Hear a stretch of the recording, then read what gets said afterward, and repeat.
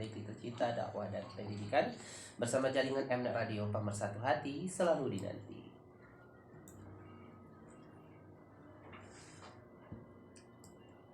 Bismillahirrahmanirrahim. Assalamualaikum warahmatullahi wabarakatuh. Selamat pagi sahabat Sehat Maripro, kaum muslimin dan muslimat dimana saja Anda berada. Alhamdulillah di hari Senin ini mengawali pekan kita bertepatan dengan 15 November 2021 dan 10 Rabiul Akhir 1443 Hijriah. Kembali kita bersua di udara di ajang tausiah subuh bersama Maripro. Makin nyata makin terasa lebih dari jamu tetes biasa.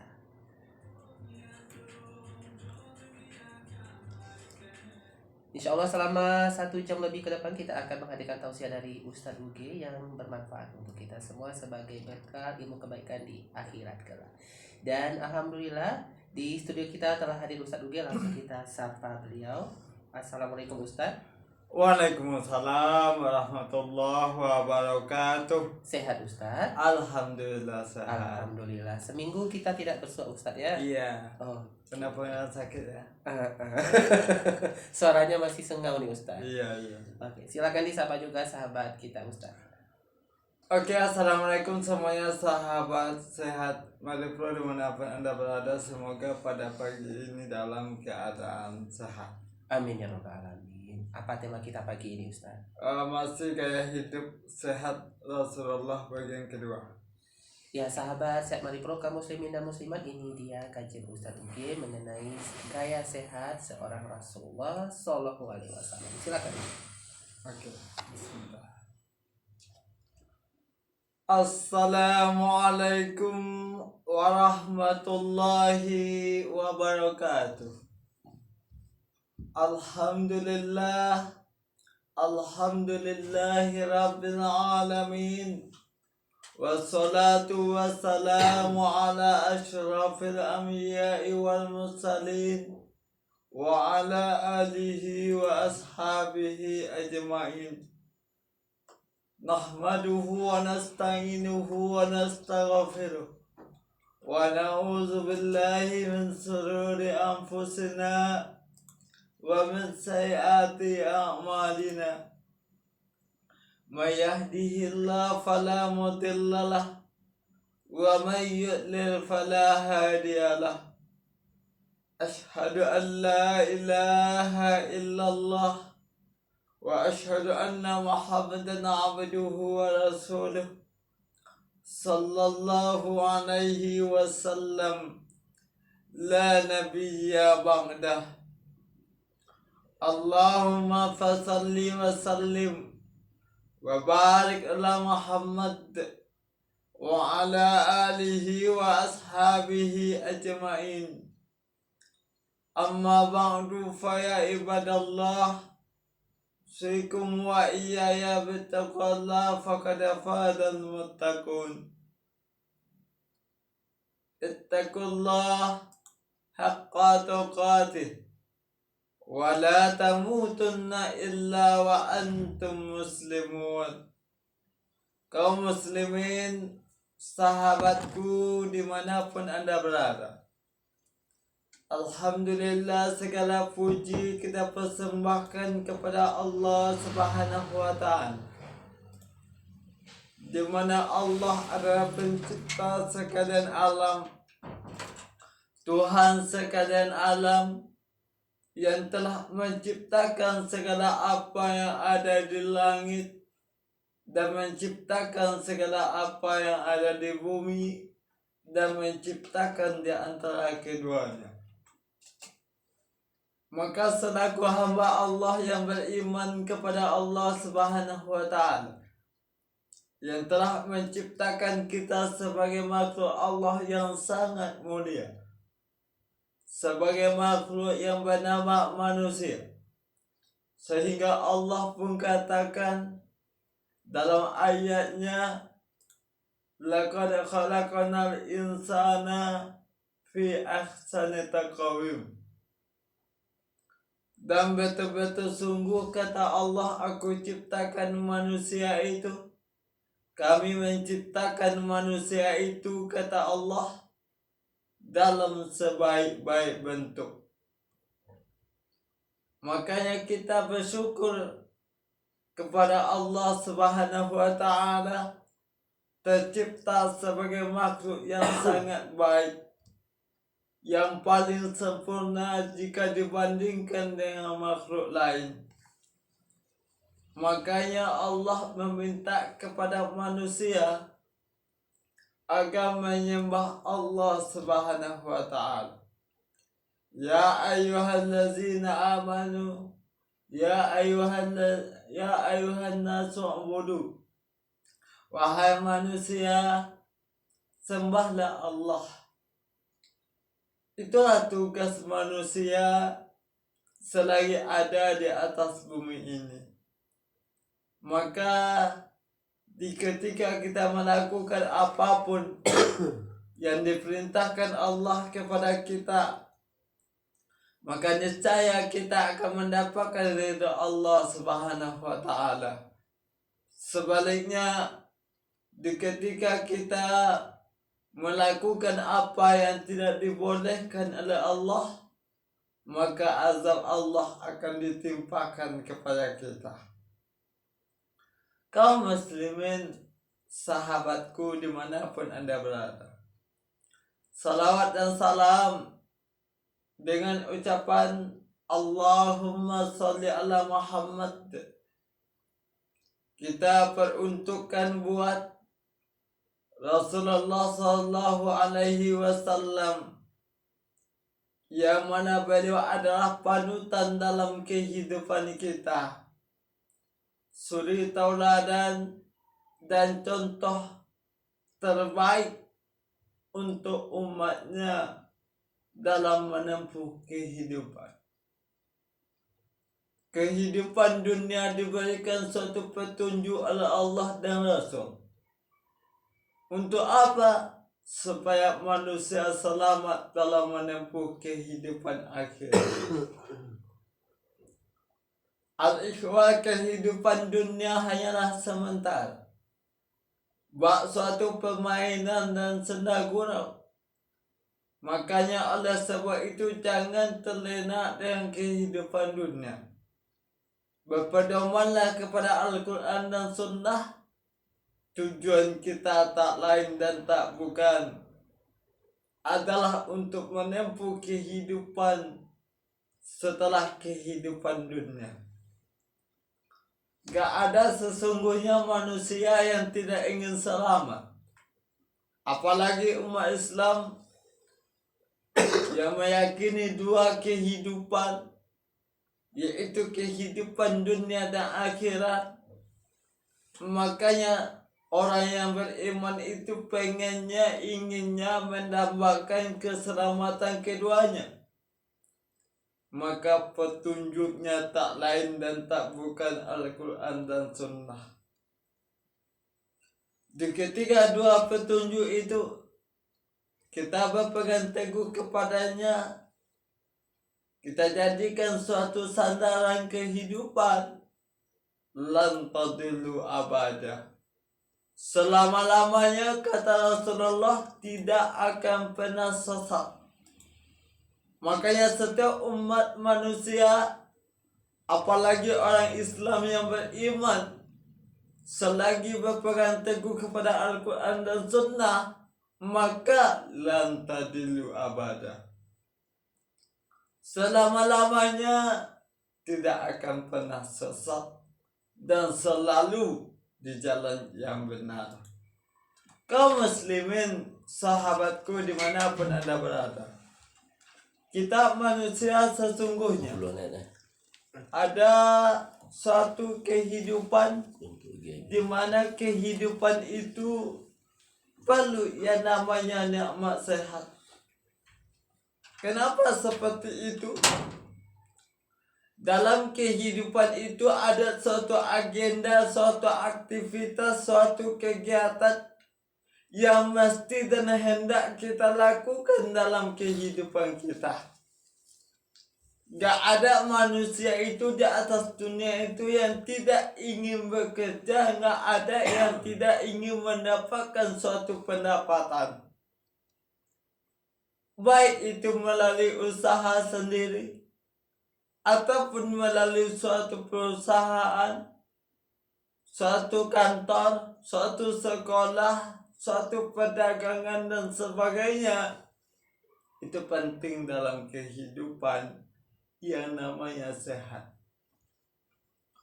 Mungkin kalau sebagian manusia ada yang berpikir bahwasanya mereka mengatakan mungkin lebih ringan merasakan suatu ekonomi yang sulit daripada badan yang tidak sehat, tubuh yang tidak sehat. Ada yang mengatakan seperti itu. Biarlah uang saya sedikit asalkan sehat daripada saya tidak sehat, uang banyak apa gunanya. Kita kalau nggak sehat walaupun uang banyak, tapi untuk apa uang itu? Palingan hanya untuk menghabiskan untuk berobat saja. Habis untuk beli obat, habis untuk rawat di rumah sakit. Nggak merasakan suatu kebahagiaan, suatu kenikmatan daripada uang yang kita dapatkan. Kalau seandainya badan kita, tubuh kita tidak dalam keadaan sehat. Tapi beda. Kalau nikmat sehat itu ada dalam kehidupan kita, tubuh sehat, badan kuat, makan enak, tidur pun nyenyak, maka walaupun daripada segi ekonomi, segi keuangan agak kurang rasanya, tapi badan sehat masih mampu untuk berusaha mencari uang. Tapi kalau tubuh itu, badan itu yang kurang sehat, maka susah untuk mendapatkan apa yang kita impikan. Kenapa?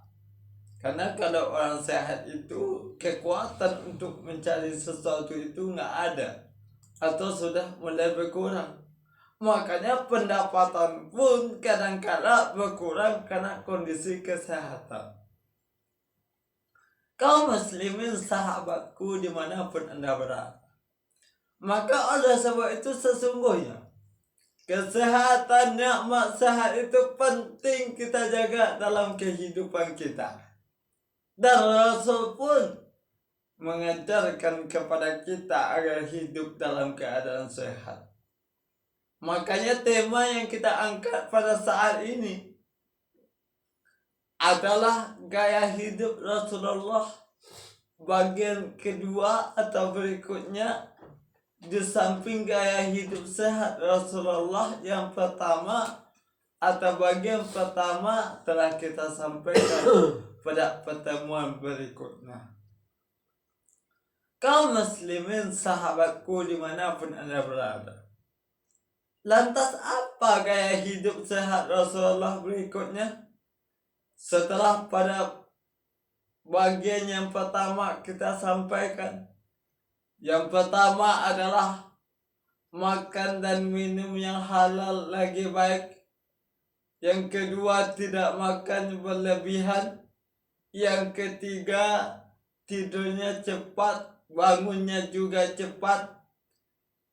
Yang keempat adalah pada saat ini kita sampaikan gaya hidup sehat Rasulullah itu adalah olahraga dengan teratur.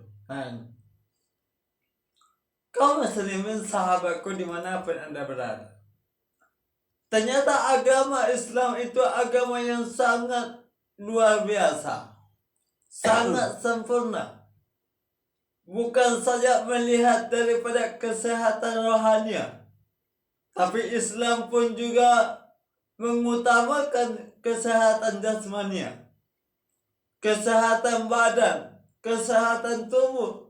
Islam mengatur atau menunjukkan gaya hidup sehat itu ala Rasulullah itu. Ternyata Rasulullah pun berolahraga.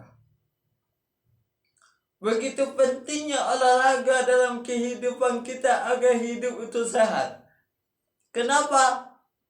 raga kita, tubuh kita kalau nggak diolah dengan maksimal dan baik, maka raga kita bisa menjadi lemah, bisa menjadi lesu. Makanya raga kita itu harus diolah. Makanya disebut dengan olahraga, mengolah raga dengan baik. Mungkin dengan olahraga maraton atau lari atau lompat atau olahraga lain sebagainya, mungkin dengan cara sepak bola mungkin, atau mungkin bulu tangkis atau volleyball dan lain sebagainya. Dengan olahraga lah menjadikan tubuh kita menjadi sehat dalam kehidupan. Rasulullah pun mencontohkan seperti itu. Dalam sebuah sunnah, Rasulullah mengatakan, ketahuilah bahwa yang dimaksud kekuatan itu adalah memanah.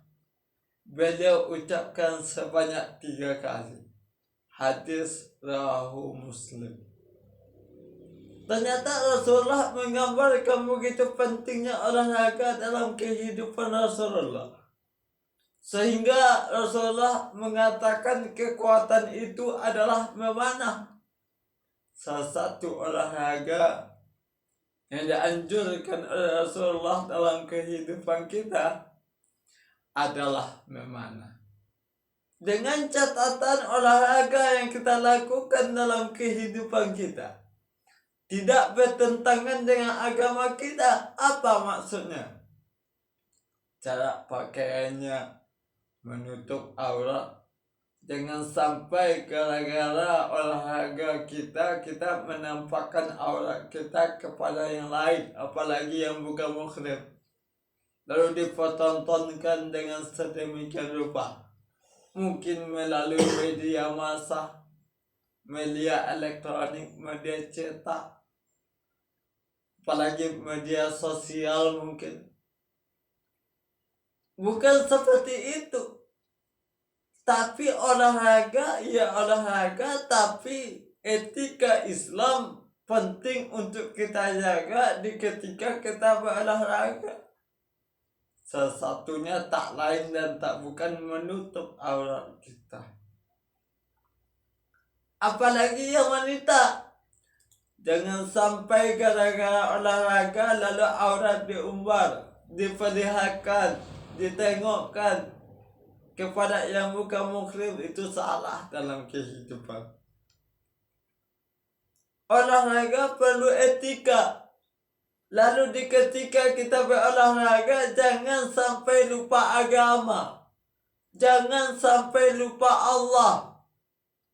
Ini gara-gara sedang asiknya olahraga, asik senam, asik mungkin main volleyball dan lain sebagainya. Lalu datang waktu sholat, kadang-kadang sholat diabaikan. Waktu sholat dilalaikan. Nah, ini salah.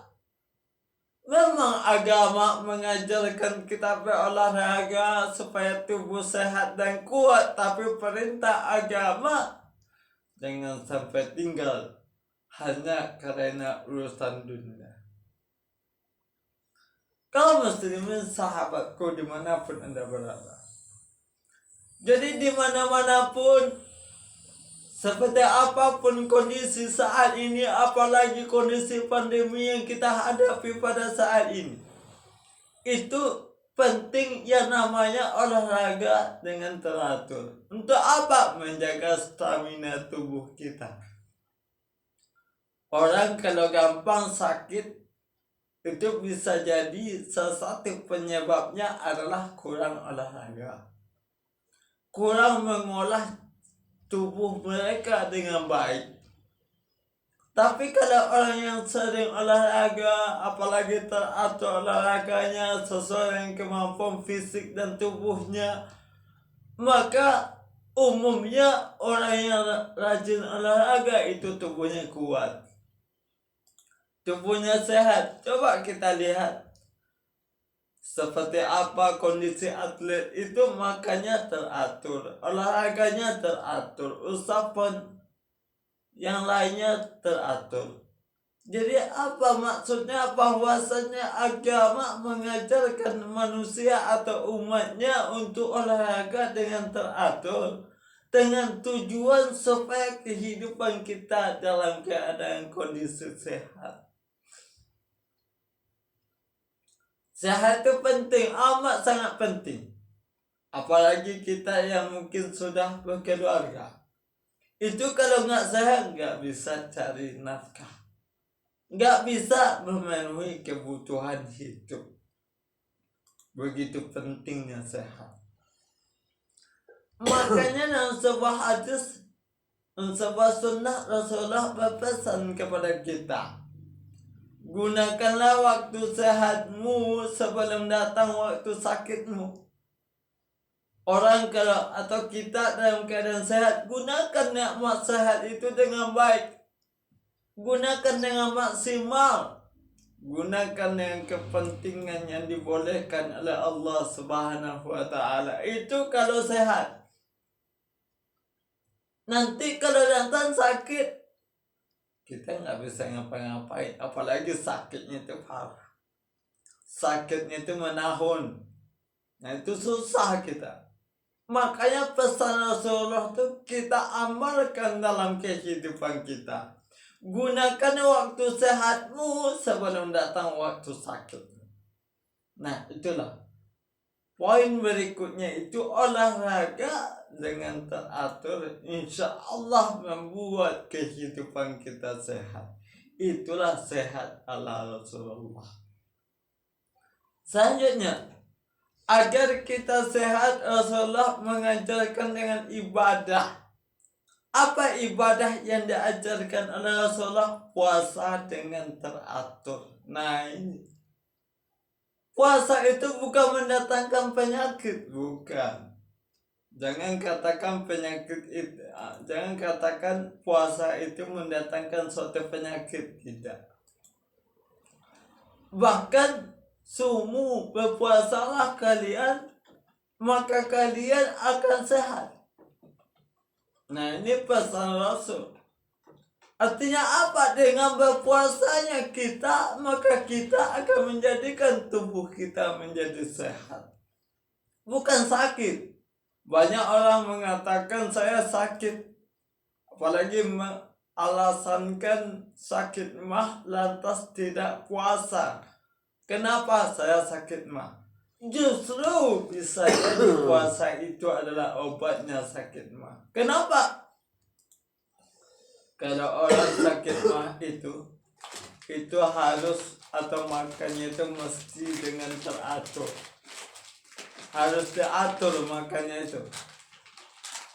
Jadi kalau jam segitu makan, jam segitu makan lagi, harus teratur. Puasa pun mengatur atau mengatur jadwal makan kita, waktu makan kita. Kapan itu sahur? Lantas waktu buka. Itu kan aturan makannya. Kalau makan sudah teratur, pola kehidupan akan sehat. Termasuk melaksanakan ibadah puasa. Orang kalau sudah berpuasa, makannya itu teratur. Sahur satu, buka satu. Makanya Rasulullah mengatakan berpuasalah kalian, niscaya dengan berpuasa kalian akan sehat. Itulah suatu hikmah, suatu rahasia kenapa Rasulullah itu sehat dalam kehidupannya. Rasulullah kalau kita baca sejarah, kita lihat hadis dan sunnah beliau, itu jarang beliau sakit. Bahkan 2 kali saja beliau sakit. Kenapa? Rasulullah mengamalkan agama Islam. Agama Islam itu agama yang suci, bersih, suci fitrah. Dengan kebersihan itu akan mendatangkan yang namanya kesehatan. Pantas saja suatu pepatah mengatakan, bersih itu pangkat sehat. Betul. Makanya Islam itu mengajarkan kita bersih supaya kita sehat. Masalah cuci tangan dulu Islam mengajarkan cuci tangan untuk kita. Jauh sebelum pemerintah menggadang-gadang cuci tangan, Islam sudah jauh lebih duluan untuk cuci tangan. Begitulah Islam memandang kehidupan, apalagi untuk kesehatan umatnya. Kalau seandainya umat Islam itu patuh dan taat dengan hukum Islam, maka umat Islam itu akan terjaga dan terpelihara dari yang namanya penyakit apapun. Yakinlah. Orang pada saat ini ada yang disebut dengan sakit kanker atau tumor. Itu kenapa? Karena makanan yang dikonsumsinya itu penyebab salah satunya. Mungkin zat kimianya banyak. Tapi Islam mengajarkan terlebih dahulu jauh daripada kita adalah makan dan minuman yang halal lagi thayyib. Nah ini. Lalu rajin olahraga. Kalau kita rajin olahraga, maka keringat kita akan keluar. Bersama itu pula penyakit itu keluar. Itu makanya Rasulullah itu sehat dalam kehidupan beliau. Kenapa agama Islam Rasulullah mengamalkan seluruhnya? Kalau seandainya kita umat Rasulullah mengamalkan apa yang diajarkan Islam kepada kita, maka seperti apapun penyakit yang ada di atas dunia, insya Allah akan dapat kita atasi. Tapi kadang-kadang orang Islam itu lari atau menjauh daripada ajaran Islam. Makanya kadang-kadang banyak umat Islam itu yang dapat suatu penyakit. Kenapa? Karena umat Islam itu nggak mau mengamalkan agama Islam. Yang Islam itu notabene agama yang sangat bersih dan suci. Kaum muslimin sahabatku dimanapun Anda berada, jadi berpuasalah. Itu adalah kunci daripada hidup sehat Rasulullah SAW. Selanjutnya, gaya hidup sehat ala Rasulullah itu. Kenapa Rasulullah itu bisa hidup sehat dalam kehidupan beliau? Ternyata kunci berikutnya adalah tidak gampang marah. Rasulullah itu orangnya penyabar, nggak dendam, nggak penyakit hati, nggak suka membalaskan apa yang orang lain lakukan kepada beliau, apalagi dengan yang lebih. Jangan yang lebih, yang sedikit saja nggak mau beliau balas. Coba kita lihat bagaimana risalah perjalanan hidup Rasulullah. Baik di ketika Rasulullah diludahi, beliau nggak pernah marah. Di ketika Rasulullah dicaci, dimaki, dihina, Rasulullah nggak marah. Di ketika Rasulullah dilempari kepalanya dengan tai onta, Rasulullah sabar dan tabah. Artinya apa? Kalau pengen sehat jangan gampang marah. Tahan amarah kita. Rasulullah mengatakan juga seperti itu. Ijtani bul ghadab. Tolong engkau jauhi yang namanya marah, kata Rasul. Kenapa? Karena marah itu menimbulkan yang namanya penyakit. Orang kalau sudah pemarah, penyakit akan mudah hinggap, akan mudah datang dalam kehidupan mereka. Penting untuk kita ketahui bahwa salah satu bahaya atau beberapa bahaya daripada marah itu adalah yang pertama, bisa mendatangkan penyakit yang namanya darah tinggi. Nah, kalau ada kita yang ngidap penyakit yang namanya darah tinggi itu berkemungkinan emosionalnya itu tidak stabil. Emosinya tinggi, gampang marah, sikit-sikit marah. Itulah penyebab salah satunya kalau darah tinggi. Apalagi saat ini, untuk memberikan suatu injeksi saja, itu diperiksa yang namanya tekanan darah. Kalau tinggi gimana? Nggak bisa. Nah itu. Mungkin salah satu penyebabnya itu adalah kita sering marah, sering meluapkan kekecewaan dengan kemarahan. Makanya darah tinggi itu datang kepada kita. Yang kedua, bisa jadi penyakit yang ditimbulkan oleh marah itu adalah gangguan pencernaan. Nah, ini hati-hati. Bisa jadi orang yang sakit mah itu penyebab awalnya itu mungkin sering marah.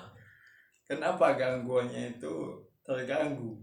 Gangguan pencernaannya itu terganggu. Orang kalau sudah sering makanya nggak enak loh. Mana ada manusia yang sudah marah itu makanya enak, nggak ada.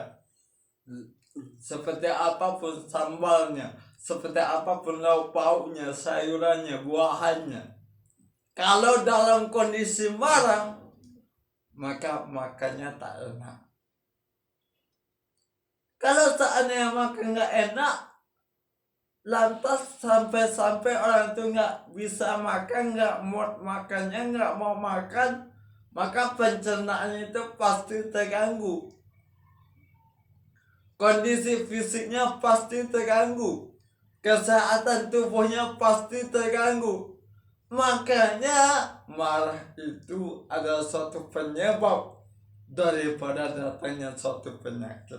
Maka pola gaya hidup Rasulullah itu jangan gampang marah. Kita jauhi marah. Kalau bisa jangan marah. Ada suatu persoalan yang mungkin bisa menyebabkan kita marah, maka jauhi persoalan itu. Rasulullah mengajarkan seperti itu. Kalau sedang marah, engkau dalam keadaan berdiri, duduk.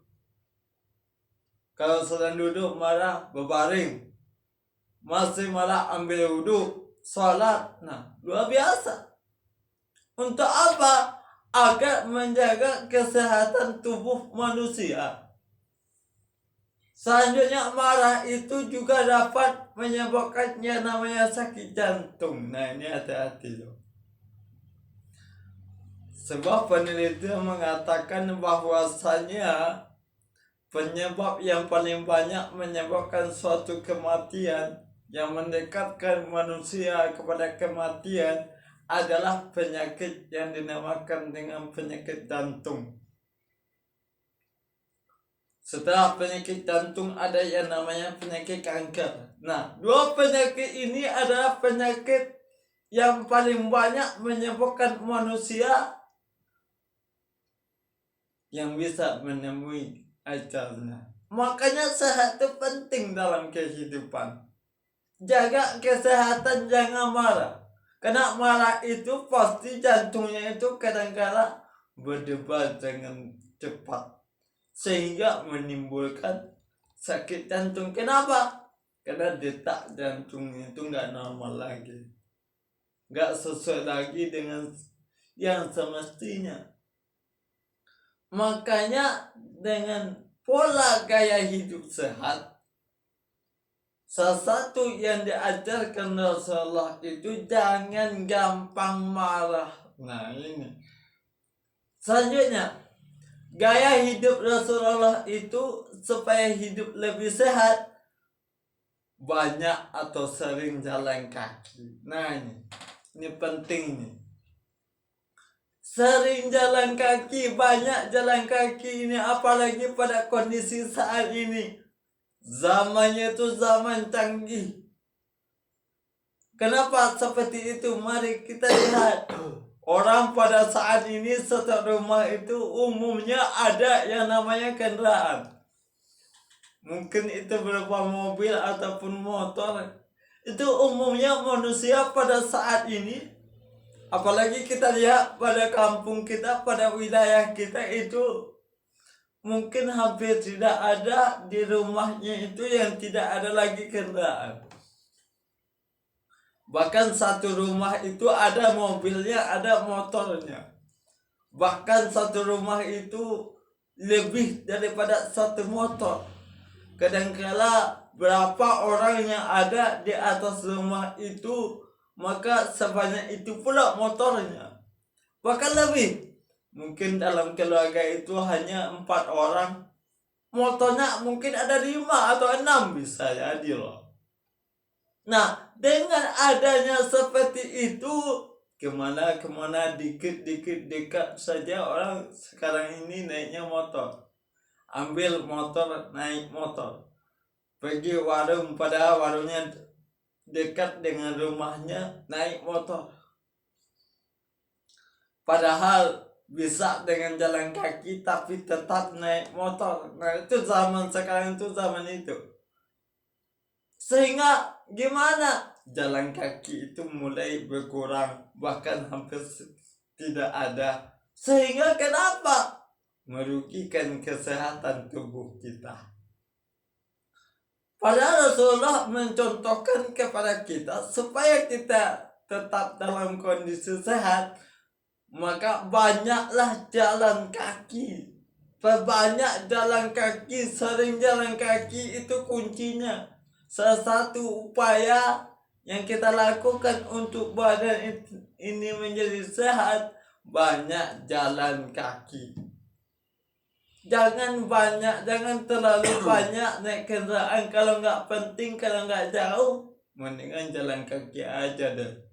Supaya apa? Tetap sehat dalam kehidupan. Kalau orang jalan kaki, maka darahnya itu mengalir. Kalau darah sudah mengalir sempurna, maka detak jantung itu normal. Aliran darah itu akan sesuai dengan yang semestinya. Makanya Rasulullah itu sehat. Manusia kalau kita ingin sehat, salah satunya banyak jalan kaki dan jangan terlalu banyak naik motor. Ini dikit saja naik motor, dikit saja naik motor.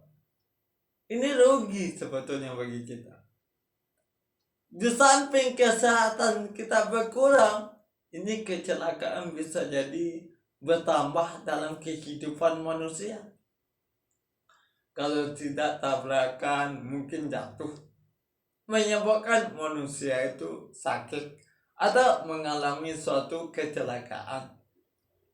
Akan tetapi kalau sama-sama jalan kaki, polusi berkurang, tegur sapa pun bertambah, silaturahmi pun semakin erat.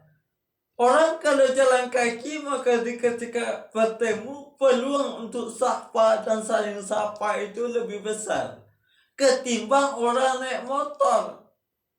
Kalau sudah naik motor, apalagi naik mobil, wah itu sapanya itu hampir tidak ada itu. Apalagi seluruh kaca mobil itu ditutup, nggak akan ada lagi tegur sapa.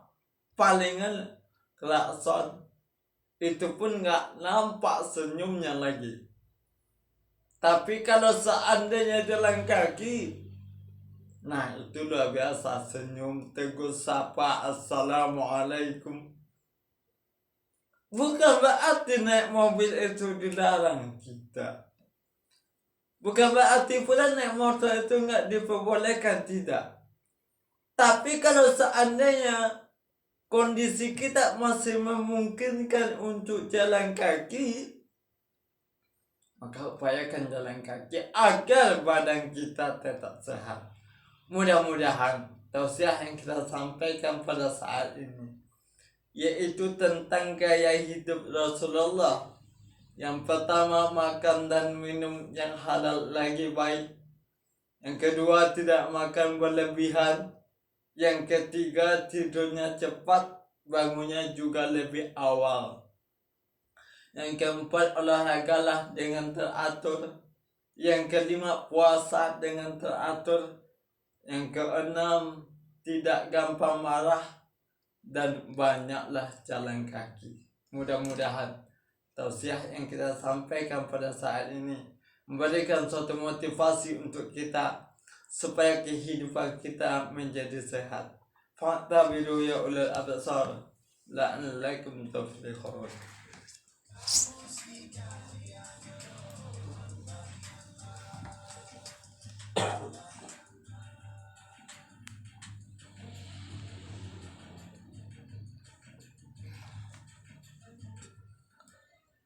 Alhamdulillahirobbilalamin.